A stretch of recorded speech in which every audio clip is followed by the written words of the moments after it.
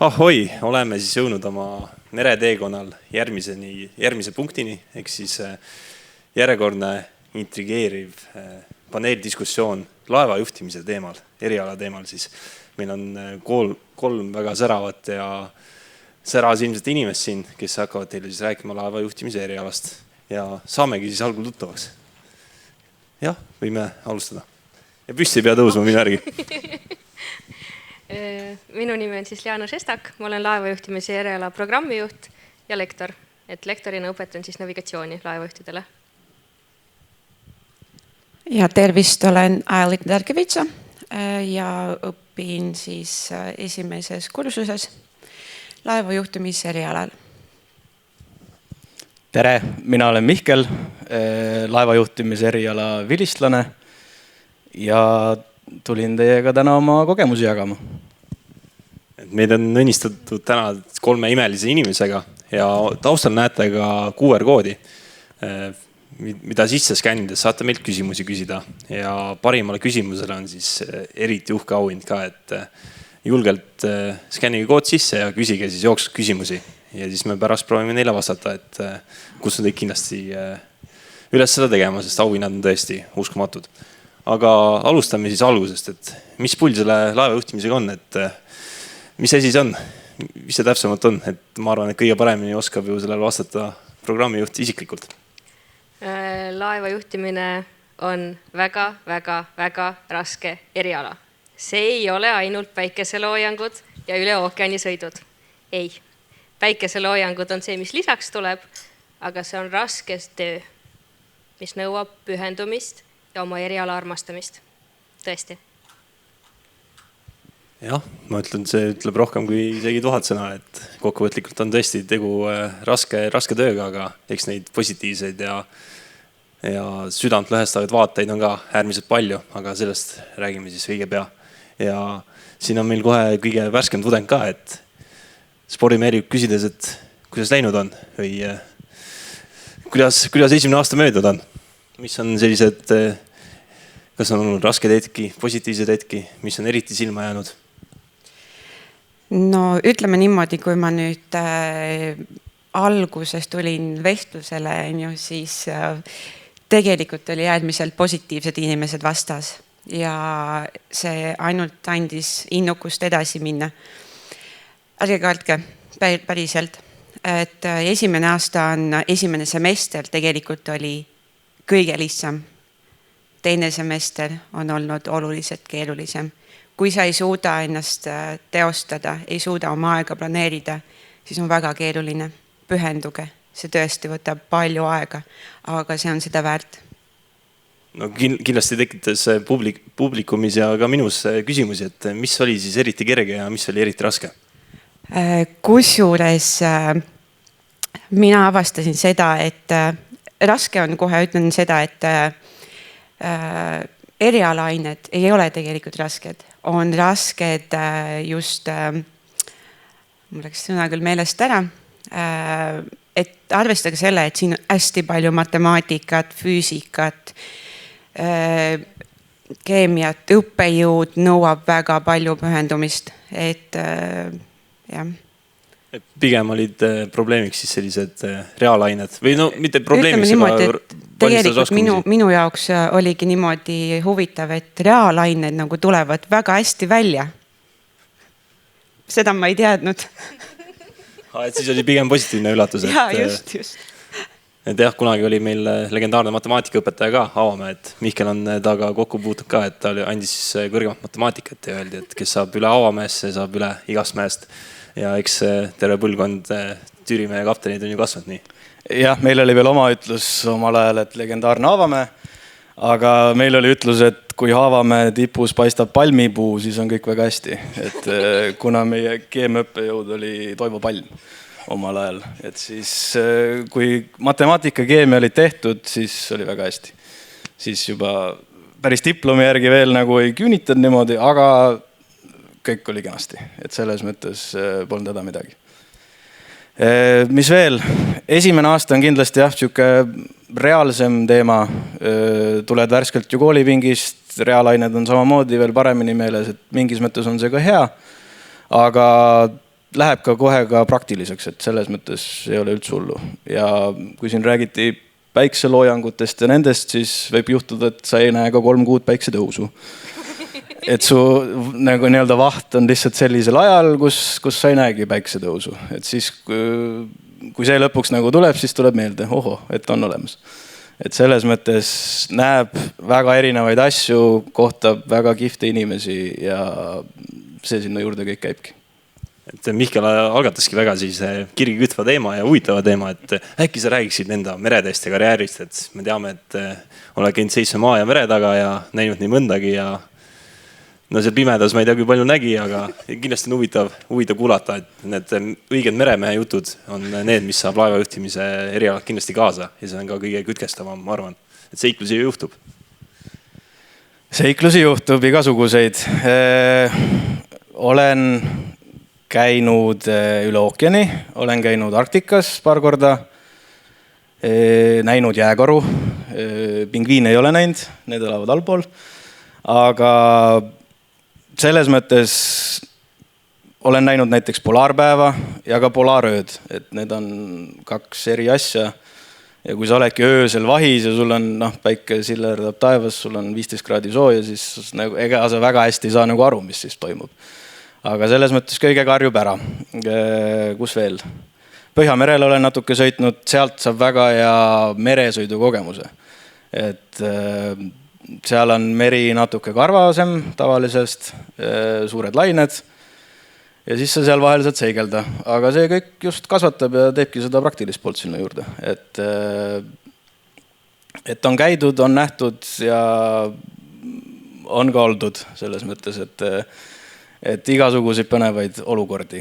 Ja kui te tulete õppima, lõpetate ära, satute merele, siis kindlasti üritage ka sadamates ja erinevates paikades, vahet pole, kas te reisite laeva, tulete laevast, on see väike aeg, et minge lihtsalt jalutage ringi. Et näha kõike seda ja seda tunnetada, et mine tea, võib-olla te mitte kunagi enam ei satu sinna. Aga teie saate sinna minna nüüd tööle ja mingis mõttes nii-öelda leiba teenid, et see käib teie töö ja selle olukorra juurde. Ja nagu Mihkli naeratusest on näha, siis leib on kindlasti laual ja rohkemgi veel. Sa sõrmus nägid tal või? Ja sõrmus on siin väga kuldne. Aga kui me tuleme nüüd Iljana, et äkki sa saaksid rääkida, et kuidas ma saan siia õppima tulla üldse. See on, mis seal leheküljel kirjas on üks asi, aga mismoodi see vestlus välja näeb, et tulen sinu juurde, istume maha ja teeme väikse kohvi ja mis sa küsid või mis seal toimub? Kohvi ma veel ei paku. Enne, kui üldse vestlusele tuleb, peab olema laevajuhtimise erialal ja ka mehaanikute erialal, et meil on üks ja sama nõue, täidetud vastuvõtu ankeet. Juba sellest me näeme, kas tegelikult inimeses on potentsiaali või ei ole. Sest kui tuleb sinna vastu tibukene, kellel ei ole isegi see vastuvõtu ankeet täidetud, aga ta arvab, et ta ikka sujuvalt libiseb sealt läbi, et alustame vestlusega, ei. Sest mina näen, et tal puudub see kohusetunne, sest esimene nõue oli juba täitmata. Et kuidas kogu see ülejäänud kohusetunne püramiid hakkab tal siis tekkima. Et on ka olnud neid olukordi, kus saadame neid tagasi. Kahjuks meie teed lähevad siis lahku. Aga kui vastuvõtu ankeet on täidetud, juba sealt me saame väga palju infot. Ja vestlusel eesmärk ongi pigem teada saada seda potentsiaalset sisseastujat. Kuidas tema näeb seda eriala, kas ta on läbi mõelnud, millised võiksid olla tema need tulevased väljavaated tööpõllul, et kas ta tahab kindlasti ainult merele jääda või ta tahab ka maismaal seda tööd jätkata. Sest selle diplomiga see ei piira, et laevajuht see on ainult laevas. Ei, diplomiga saab ka vabalt maismaal tööd leida. Lisaks, kui see tibukene istub seal vastas, on hea teada, kas ta on varasemalt pikemalt kodun teemal ka olnud või ta ongi ainult teinud neid perega reised nädal kuskil perega eemal või kui on olnud neid laagreid, täpselt samamoodi need käivad ju kuu, poolteist ära, et nad tunnetavad ära, kas nad saavad üksinda hakkama, sest mõnel ja nad võivad küll rääkida, et on valmis 3-4 kuud kodund ära olema või pool aastat korraga. Asi, kui tuleb see esimene praktika, see koduigatsus on suur. Väga suur. Sest igas laevas ei ole interneti. Paljudes on, aga igas ei ole. ja kui see sotsiaalne vajadus suhtluseks, see meil on. Sellepärast sa peadki olema avatud oma meeskonnas ja kokku hoidma, mitte neid konflikte tekitama. Ongi vastuvõtuvestlusel me tahame teada, millised on selle siis tulevase sisseastuja soovid sellel erialal ja kuidas tema seda eriala näeb. Et see oli niiviisi, et ema soovitas, et ma astuks sisse, et kes hakkab õppima, kas ema või siis tudeng. Jah, et see laevajuhtimine on ju suhteliselt pikk rännatki, et 5 aastat mereteed ja palju kogemusi. Et sellepärast ongi hea ju kohe mereristek ka kätte saada, ma arvan, et peale esimest aastat kohe minna. Ja, no juba eeldus on loodud, et peale esimest õppeaastat tudeng saab alustada oma meresõidupraktikaga. Siis ta saab selle esimese maitse suhu, teisel aastal palju kergem, ei ole vaja nii suurt seda staaži juurde. Sest see meresõidupraktika aja kokkukraapimine aega nõudev. Keegi ei paku su lepinguid niiviisi järjest. Kui ühel hetkel kogu see kursus hakkab neid praktikakohti otsima, läheb kismaks. No kui praktika juurde juba jõudsime, siis äkki Mihkel on kõige parem rääkimas sellest, et mismoodi nägid sinu esimesed praktikad välja ja kui raske või keeruline oli praktika kohta leida ja mis pulli sai ja kas sai midagi toredat ka nähtud ja tehtud? See esimene praktika, see on kõige raskem. Selles mõttes sul on 0 kogemust, sa oled täiesti roheline, võiks isegi öelda, et sa ei ole rohelist värvi. Et selles mõttes on huvitav ja et keegi võtaks siin siis püünele, nagu hakkaks sinuga arvestama, siis tulebki näha selles mõttes roppu moodi vaeva ja olla paksu nahaga, et saadad oma 25 meili laiali, võib-olla ühes saad vastus, et jah, me võtame sind arvesse, paneme sind kuhugi, ma ei tea, drive üles, aga see enamasti tähendab, et on veits keeruline. Kui on sõpru tuttavaid kuskil seilavad, siis tavaliselt see viib kõige paremini edasi ja see viib ka jutu edasi. Et hakkab suust suhu see värk edasi liikuma ja siis võib ka koha saada. Aga täpselt samamoodi, et lihtsalt tuleb näha vaeva, tuleb helistada, vajadusel kontorisse kohale minna, täpselt samamoodi nagu kooli sisseastumine, et lähed istud sinna laua taha ja tutvustad ennast. Räägid, kes sa oled, mis sa teha tahad, miks sa seda teha tahad ja tihti peale, mis ongi siis selle esmase praktika pluss on see, et sul on tahtmist. Sa tahad teha, sa tahad ennast tõestada ja tänu sellele saab ka püünele. Et sealt see värk käib. Ja kui esined hästi, saad oma esimese praktika kätte, teed oma 60 päeva ära, siis saad tõsta oma diplomit, paberit tol hetkel ja siis tuleb vist watch rating, on äkki järgmine. Ja sellega juba saad osaleda navigatsioonivahtides, sind võetakse sinna juurde, antakse binokkel kätte, saad silas kohvi juua ja selles mõttes on vähe lõbusam. Aga kui esined hästi, siis kindlasti kutsutakse tagasi. Et seal ei ole küsimust, et heast madrusest, motoristist, mis iganes on alati puudus, tuleb lõppkokkuvõttes välja, mis sest, et võib-olla keegi ei taha sulle alguses seda võimalust anda, aga pärast selgub, et on igalt poolt puudu. Ja sealt võib välja kasvada ka see võimalus, et lähedki teed oma pika praktika täpselt samamoodi. On ta, ma ei tea, 2 nädala kaupa, 2 kuud, aga kindlasti soovitan käia ära natuke pikemalt kui 2 nädalat. On ta 2 kuud, 3 kuud, lihtsalt, et saada see kogemus juurde, kas sa oled selleks valmis. Sa võid praegu mõelda, et sa oled selleks valmis, aga kui sa nüüd reaalselt oled selles olukorras, siis see jutt on väga õige, et see tuleb ära proovida. Ja kui sul ongi piiratud sidevahendid, mis iganes, palju sa neid raamatud ja filme ikka jõuad siis seal läbi lapata. Aga tuleb leida tegevust, tuleb saada hakkama, tuleb suhelda. Et kinnine inimene ei saa olla selle ameti puhul. Et pead olema hea suhtleja ja avatud loomuga.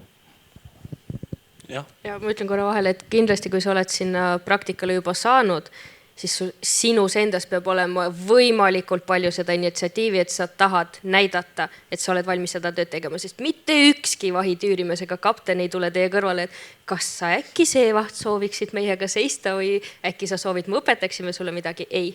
Kui sa ise ei käi, ei küsi, siis keegi sulle ei näita. Heas mõttes tuleb pinda käia, et see, Tüürimeest ta on ju seda tööd teinud juba võib-olla aastaid, mis iganes, aga tal lihtsalt siis on juba see, et okei, tule siis.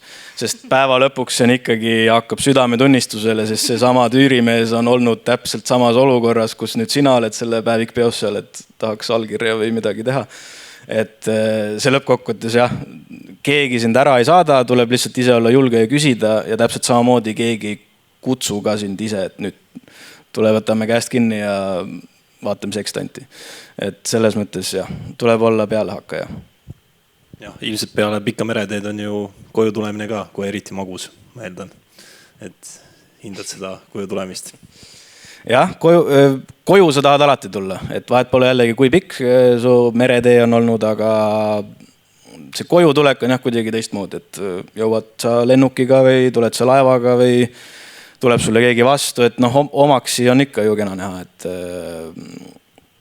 et selles mõttes ja ka kui otse öelda, kui nüüd on pikem leping olnud, näiteks ma ei tea 10 nädalat, mis iganes ja nüüd kui sa oledki seal lennujaamas ja saad selle esimese õlle teha, et vot see maitseb hoopis teistmoodi, et ma räägin täiesti reaalsest kogemusest, et oled 10 nädalat, kaine kui kaljamüüja.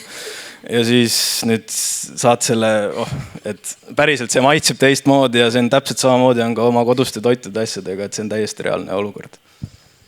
No juba selle nimel tasub merd sõita, et saada see õllemaik ära proovida. Eks ma arvan, et sama on ka toiduga. Liana on ka ilmselt märganud, et kui mehed käivad või tudeng käivad peale esimest meresõidupraktikat käivad ära mere pealt, siis on sügisel on oks on laiali ja selg on sirgu, et egole mõjub ka päris positiivselt, ma arvan. Et saad uhke olla. See on hea, sest iga selle praktikaga kasvab see enesekindlus, et jaa, see on minu eriala. Selles mõttes on jah vahva näha, et tulete nüüd, sõlmime jälle lepingu ära ja lööme käed ja tulete nüüd laeva juhtimist õppima ja siis septembris näete, kuidas teise kursuse tudengid on veits sellised oks laiali ja selg on sirgu ja rääkimata siis viimase kursuse omadest, et siis on olemas. Aga Aelita, ma vaatan, sul on väga kena vorm, et kus sa selle said? Jagati. Jagati, aga kas sa saaksid rääkida natukene lähemalt vormi kandmisest ja äkki teil on veel mõnda hüve, mida nautida toidu ja joogi näol ka Mereakadeemias? No esiteks vormi me ei saa enne esimese semestri lõppu isegi näha. Selles suhtes me peame tõestama, et me oleme võimelised seda üldse kandma. Et ja sellega peab nägema ikka vaeva, et näidata, et me suudame seda välja teenida. Nagu näete, ma olen välja teeninud. Tegelikult vormi kandmine, ütleme niimoodi naljaga pooleks, sa ju ei pea oma riideid kandma igapäevaselt. See on üks tudengi kulu kokkuhoid. Et millest? Nii siis tegelikult ma vormikandjana olen juba eelnevalt 13 aastat juba kogu aeg igapäevased vormi kandnud. Mul ei ole mingit probleemi hetkeseisuga ka sellist vormi kanda. Aga palun kolda küsimust, mis sa veel tahtsid teada? Ma olen küla pealt kuulnud, et siin jagatakse süüa ja juua ka. Ma ei tea, kas see on tõsi jutt. Sa mõtled Red Bulli või? Seda nagunii jagatakse. Midagi veel äkki? Selles suhtes jah, et kui sa ikkagi oled täiskoormusel päevases õppes, sa saad tasuta juua ja süüa ja samamoodi sul on väga erinevad võimalused igal pool osaleda. Näiteks Talteki peamajas on erinevad võimalused oma vaba aega veeta. Siin on meil üldnõukogu, kus me võtame alati uusi liikmed kaasa. Seal me saame erinevaid pidusid panna ja süüa ja juua ja töö ja lõbu käsikäes. Ja just, võtke kõike, mida vähegi kool annab teile, päriselt. Ülikooli aeg peab olema lõbus, et õppima peab ka, aga samamoodi peab lõbuga tundma, et päris siuke kuivik ei saa ka niimoodi olla, kui otse öelda, aga see kõik sind lihtsalt haaratakse kaasa, et kui sa isegi ei taha, siis mingis mõttes sa oled selle sees. mis on samamoodi positiivne. Ja et see on mere peal ka ju positiivne, et nii palju erinevaid rahvusi võib ühte laeva sattuda ja kuidas suhestuda ja seda empaatiavõimet nagu arendada. Et eks see ülikoolis on samamoodi, eks oleme üks suur harmooniline perekond, kes töötavad ühise asja nimel. Ja nagu öeldud, siis saab kõik laevajuhtimise tudengid saavad 3 korda päevas siis tasuta süüa ja juua. Et päris vahva ja nagu kuulsite, siis vorm on ka antud, et ei pea stressama, mida selga panna. Et on ainult üks valik ja ajakulu ka väiksem, eks. Kusjuures see on päris hea, nagu kui ma nüüd mõtlen enda kooliaja peale, sa ärkad hommikul üles, ma ei ole elus olnud mingi, ma ei tea, fashion inimene, et nüüd mis särgi ma selga panen või kas see sobib mu pükstega kokku või. Aga selles mõttes on lihtne, sul on triiksärk, kampsun, lips ja püksid. Ja kingad on ka olemas, paned mustad sokid jalga ja kõik on hästi. Tuled kooli, saad hommikust süüa, saad lõunast süüa, õhtust. Nii-öelda sööklaprouad on ka lõbusad, karp on kaasas, saad pärast õhtuoote ka teha kodus veel. Et selles mõttes keegi ei pane sulle kätt ette ja see tõesti on väga suur pluss ülikooli elu juures, kui sul kool ikkagi annab sulle riided selga, isegi 2 korda. 2 korda äkki. No me ikka püksid katki lähevad, siis lähed... Jah, et keegi nüüd ei ütle sulle, et... Taavi räägib omast kogemusest. Ka minul on püksid katki läinud, jah, siis sai uued. Aga et selles mõttes keegi nüüd ei ütle, et nüüd käi oma lõhkiste pükstega siin kooliaasta lõpuni edasi, et selles mõttes kõik on nagu hästi. Kui sa suudad enda vormi hoida, siis on kõht täis ja tuju hea ja täpselt samamoodi on hea käia ka loengus. Ja aga see ei ole nii, et me jagame neid vorme tasuta ja anname siia alati, vaid me anname, aga me ka nõuame. Et kuna me oleme meresõiduohutusseadusega reguleeritud õppekava, siis meil on igas kontakttunnis käimine kohustuslik. Ei ole niiviisi, et hommikul sa ei tule tundi, sest eile õhtul läks sul kuskil natuke pikemaks või siis öösel sa sõitsid seda Bolti-Volti. Ei. Hommikul sa oled nagu naksti siin, õpid ära, lähed koju, tee mis tahad. Eks see on ju mere peal samamoodi, et ükskõik kui pikaks ka läks, roomad ikka sinna vahti kuidagi, et see näitab juba respekti, ma arvan, õppejõu silmis ka, et poissi tüdruk on kohal ja juba on potentsiaali rohkem.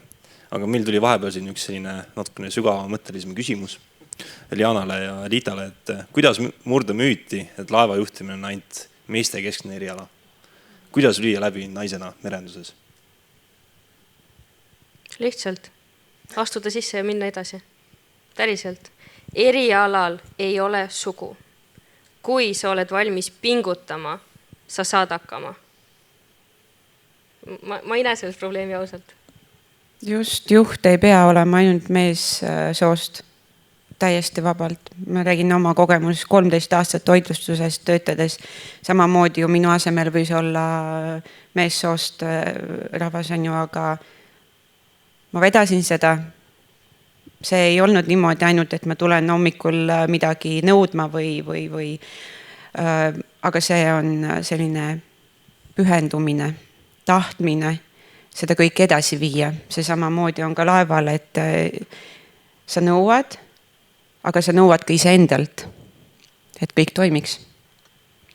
See ongi see, et mõlemal sugupoolel omad plussid, omad miinuses teatud tegevustes. Võib-olla seal, kus meesterahvas näeks, et seda ülesannet saab lahendada ainult niiviisi, siis meie naistena näeme, et sellel on selline variant ja kui sa proovid seda asjad veel niiviisi teha, nagu... Ja paljud ju ettevõtted ju ongi poliitika juba selline, et tahavad seda nii-öelda tasakaalustada soolist võrduslikkust. Aga jah, aga siin väga selline... Laev on kusjuures ka naissoost. Ja ma tahtsin just seda öelda ka, et kõik laevad on ju naised, et osad mehed oskavad neid hoida ja osad ei oska, et see on nagu ka ju päris elus nii. Aga mis teha? Aga Vihklil on ka siin üks küsimus esitatud, et kõige põnevam ja naljakam seik, mis on juhtunud koolis, praktikal ja tööl. Et siin 3 igast ühest võib midagi välja tuua. Filtreeri palun. Kooli ajal oli kindlasti kuulumine üliõpilaskogusse ja need üritused ja kõik asjad. Praktika ajal minu pikk praktika üks osa sattus, kui oli meie see teada-tuntud ja kena COVID ja siis sai ka igasugust nalja. Ma ju elan Saaremaal ja siis Saaremaa pandi ju lukku ja siis oli vaja ju praktikale saada. siis ma läksin meremehe passiga, läksin Kuivastust üle. Öeldi, et vaata, et tagasi ei tule. Selles mõttes. Aga et seda ei ole jah ennem olnud, et nüüd Kuivastu sadamast läheksid meremehe passiga. Aga sellega oli jälle bonus, et siis olid see meremees või eesliini töötaja, siis sa ei pidanud karantiini jääma. Et see aitas ka kaasa. Ja töölt... See on kindlasti... Ma tean, mis on kõige meeldivamad. Siis, kui sa saadad neid pilte, mis sinna Instagrami lisada ja siis sealt lapates tuleb kuskil, kus jääkaru nesib hüljest. No jääkaru sõi, no aga ta sõi hüljest ja siis ta jäi magama seal kõrval. Ja siis, kui me sealt mööda sõitsime, siis siuke mulje, et karu on ise nagu siis ära koolanud sinna kõrval. Aga tegelikult ta jah, tukastas ja siis tal oli lõunapaus oli läbi. Aga veel jah, kindlasti need kõige põnevamad seiklused ongi, kui sul on see leping läbi ja siis sa lähed oma pundiga, kas on, ma ei tea, hotell või lennujaam või ükskord me jäime maha, meid oli 10 tükki ja siis me pidime lennujaamas vist äkki 10 tundi aega parajaks tegema, siis sai ka igasugust seiklus sai seal. Et lihtsalt see punt on hästi hoidev ja nendega koos täpselt samamoodi, kui oled sa praktikal koolis, kui sul on oma need sõbrad, inimesed on ümber, siis võib kõike juhtuda, et see selle asja kõige nii-öelda põnevamaks ja paremaks teebki. Ja, et ühesõnaga merel on ju iga päev seiklus ja eks akadeemias samamoodi. Ja eks me igaüks tüürime enda laeva ise seikluste poole. Et jah, samamoodi laeva peal ka vahis olles juhtub igasuguseid asju, et jah, enamasti sa saad seal nii-öelda istud kroks jalas ja vaatad aknast välja, et kunagi kooli ajal öeldi, et Mihkel, et õpi hoolega, et aknast välja vaatamisest palka ei saa, aga siin ma olen, vaatan aknast välja ja saan palka selle eest. Et selles mõttes igat asja tuleb ka natuke külma kõhuga võtta, kui kahtled, helista alati kaptenile, vanemtüürimehele, mis iganes, et jääd tormi kätte, just tulime üle ookeani nüüd viimane kord, siis meil käis vöör, mis ta oli, 23 meetrit käis nii-öelda õhku. Et kuna meil oli helitekk vööris, siis meil oli see hiiv, selle nagu nii-öelda arvutustabel oli peal ja siis vöör käis 23 meetrit laine pealt niimoodi ja siis tuli alla. Et need on ka siuksed põnevad olukorrad, siis sa saad aru, et ja siis kukud alla tagasi. Kuidas teil kajutis need voodid olid paigutatud? Siis selles mõttes ma võin maavärinaga üle magada, et ma olen väga raske unega. Et ma olen isegi mõelnud selle peale, kui peaks mingi häire olema, et siis ma pigem keeran külge, kui lähen voodist välja. Et siis oli ka, et siis ma ärkasin üles, et samamoodi vöör jälle käis, hakkas üles minema ja kuna minu kajut oli ka vööri pool, siis sa ärkasid üles kaalut olekus, sa olid nagu kosmonaut korra. Et siis sa olid seal voodis, vaatasid, ja siis kukkusid madratsi peal tagasi. Ja siis keerasid külge ja uuesti magama. Et selles mõttes igast nagu olukordi tekib, et see käib selle asja juurde. Te ei tassinud neid madratseid voodist välja, et siis kui käis vöörahter, panite madratsi teistpidi või kui oli pardasse, siis läks vöörahtrisse? Ei, niimoodi me ei teinud. Aga osad, kuna meil oli kajutitega oli ruumis, osad lihtsalt kolisid ülevalt poolt allapoole. Et siis mida rohkem sa masinale või kiilule nii-öelda lähemal oled, seda stabiilsem see on. Aga tihti sa ei viitsi, et sa teed oma 4 tundi vahti ära, nüüd sul on uneaeg ja siis lähed seal natuke pöönad. Et sa ei viitsi nagu sellega tegeleda, et nüüd võtad oma madratsi ja siis teed seal voodit ja siis mõtled, miks ma üldse siin olen ja nii edasi. Et iga olukorraga harjub, merega harjub, täpselt samamoodi minul endal on vahest tead kõhust võib-olla keerab, kui pole pikka aega olnud, aga kunagi ei ole nii-öelda hullu, et inimene harjub kõigega. Ja siin vahepeal tuli küsimus ka sellega seoses, laevaeluga seoses, et anonüümne reisija siin küsis, et Mihkel, et kui sa siin oled, kes siis laeva juhib? Mismoodi see laeva peal see süsteem on, et kas on ainult üks laevajuht või mis toimub? Laeva peal on igat positsiooni või igat ametit on 2. Et oled sa tüürimees, näiteks sa oled teine tüürimees, siis tegelikult siin on 2. Et sul on alati vahetusmees. Et kui sinul on nüüd kodus olemisaeg, puhkeaeg, siis täpselt samamoodi järgmised 20 inimest võtavad selle koha nii-öelda üle. Et laev ei jää kunagi nii-öelda tõstad trapi üles, keerad ukse lukku, paned mati alla, et nüüd lähen koju. Et alati on keegi laevas, alati keegi sellega toimetab ja sul on alati enamasti on olemas vahetusmees. Et siis niimoodi ongi. Jah, et Mihkel ei ole seal üksi, et laev saab ohutult sadamasse seilata. Et see, kes murelik oli siin. Aga jah, vahepeal küsite ka vormi kohta, eks võib ise vastata, et vormid ju mõõdetakse kõik pikkused ja suurused ümbermõõdud asjad ära, et tehakse individuaalselt, et tee järgi, et ei ole, et andakse langevarjud ja no jumal vanasti oli nii, et anti suvalised ilmud selga ja no ja hetkeseisuga on küll niimoodi, et sind mõõdetakse ilusti pea otsast jalataldadeni ära, et kõik vorm ilusti sobiks. Aga nagu näha, peaks vormi kohendama, ma olen alla võtnud. Ja, ma ei tea, kas soovida palju õnne või, aga noh. Mul on teistpidi mure. Teiselt poole, et nii-öelda. Et meil on murekohti palju, on ju. Aga nagu näha, siis laeva juhtimine on selline eriala, millest võib päevi rääkida ja neid lugusid on siin, kui mitte sadu, siis tuhandeid. Aga kahjuks laeva kell annab märku juba, et peame asju hakkama veits kokku tõmbama, et äkki ütleksime igaüks lõppu mõne sellise ilusa asja või mõtte, et miks üks noor särasilmne inimene nagu siin saalis ja loodavasti ka ekraani taga tulla siis laeva juhtimist õppima. Kui sa ei taha maismaal kontoris istuda, siis see eriala on sulle reaalselt. Neid võimalusi selle diplomiga on tohutult palju. Isegi kui sa satud lõpuks kontorisse, sa oled näinud seda elu, mis oli merel, ja selle võrra on sul palju kergem aidata neid inimesi, kes jäävad merele. Täpselt samamoodi. Hästi lai diplom, et kui sa lähed õpid midagi muud, ma ei tea, IT-d või majandust või mis iganes, et ta ikkagi natuke kitsam. Siit sa saad selle praktilise poole saad juurde ja täpselt samamoodi oled laevajuht. Esimene madruse praktika, seal sa õpid värvima, kui sa ennem ei oska ja roostet taguma ja et selles mõttes selle sa saad kõik edasi kanda ka enda tavaellu, kui sa hakkad midagi ehitama, et sa ei pea... Autoremonti. No, absoluutselt, et kõiki asju, et selles mõttes hästi praktiline ja eluline eriala, mille sa kannad edasi tegelikult igasse enda eluvaldkonda. Et see ongi selle suur pluss. Pluss, kus sa mujalt tegelikult saad, et sa oled pool aastat tööl ja pool aastat kodus. Kui nii võtta, kui sa käid vahetustega tööl. Et kui tavainimesel on 28 päeva puhkust või 35 päeva puhkust, siis tegelikult sina teed oma 2 nädalat, 2 kuud, mis iganes teed ära. Ja enamasti suure tõenäosusega 95% oled sa täpselt sama aja kodus ja magad sa 10-ni, 11-ni, kas sa teed täna midagi, see on su enda valik selles mõttes, et see vabaduse pool on sinna juurde hästi hea. Lõpp on minu käes.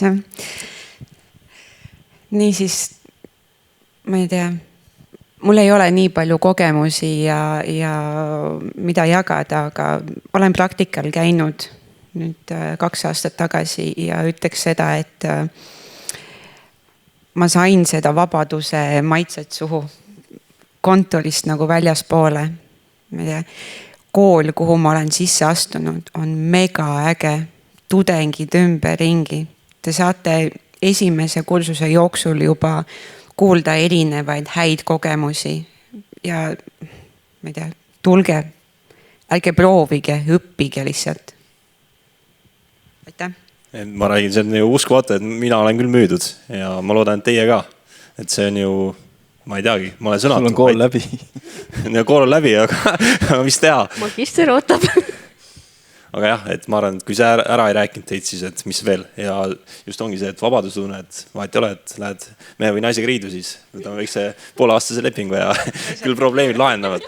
Aga jah, eks see on pääsede meile kõigile. Aga teeme suure aplausi, palun. Hoopsti. Aitäh. Me täname. Siia.